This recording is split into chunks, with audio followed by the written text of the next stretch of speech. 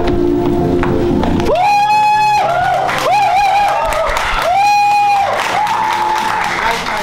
Pero ang po ng 20 minutes ng inyong hapon. Ako po si Boy, and welcome to Fact. Please welcome, Teresa Loiza.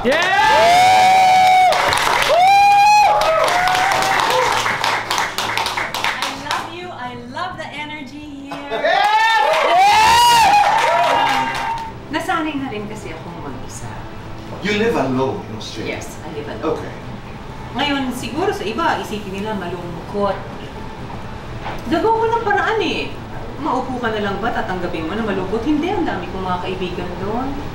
I thought when I had my children, yun na yung highlight ng yung mom in me. Iba yung high ng lola. Hindi ko pwedeng masabing it's more than when I had my kids. Hindi. I think it's part of womanhood. Na akala mo you graduate pag mom ka na. Hindi, may continuation pa pala pagka naging lola ka. Meron pa rin. Ibang stage na naman ng womanhood. Ano ang pagkakaiba? Being a mother and being a grandmother or a grandma?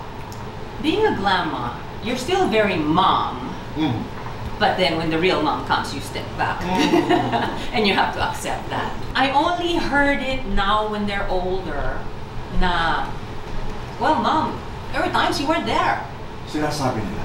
Oh, alam mo yung, maybe I wasn't there physically, but I was there in every part of your life. At least I tried to be there. I divided myself to be in every part of your life.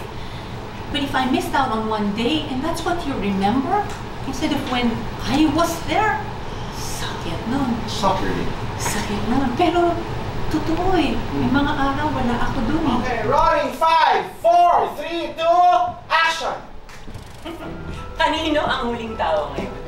Ha? Ano ba yun ang huling tawa? Ikaw ang nang-agaw sa akin. Excuse me, ngayon naranasan mo na kung ano yung ginawa mo sa akin. Naranasan mo talaga. So namanino siya ngayon.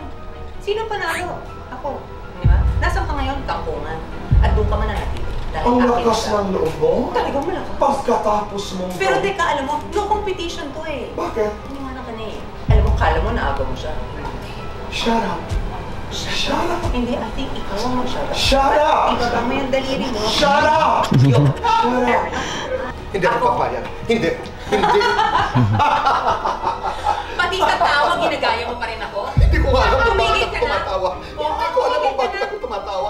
Nandito ako para awayin ka. Ay, mas alam mo siguro.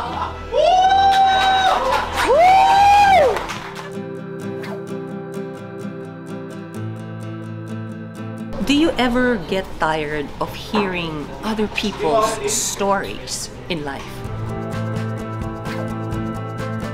It's always a pleasure, and I feel very important to invite ako na mag-guest dito sa show na to. So thank you very much.